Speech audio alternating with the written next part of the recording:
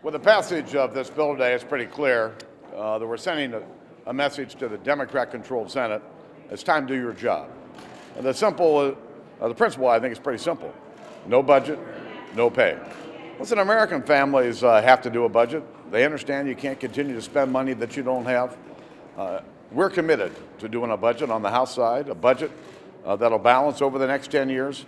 It's time for the Senate and the President to show the American people how they're willing to balance the budget over the next 10 years. The sequester is going to go into effect on March 1st unless there are cuts and reforms that get us on a plan to balance the budget over the next 10 years.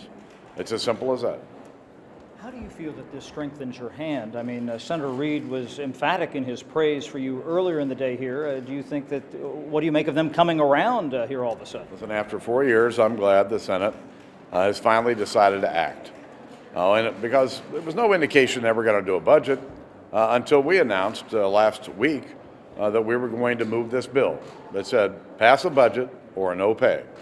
And so I'm glad they're going to join the debate.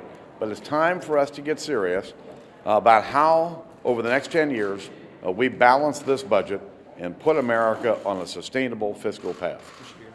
You have reached, under duress, various agreements over the last couple of years with Democrats over this stuff, budget agreements that have the force of law. How does non-binding budget resolution, getting the Senate to do that, increase the chances of a bipartisan, bicameral agreement on debt? How does it make that easier? If both chambers have a budget, Democrat budget from the Senate, Republican budget from the House, now you've got competing visions for how we address this problem. Out of those competing visions, we're going to find some common ground. I'm hopeful that puts us on a path to balance the budget over the next 10 years.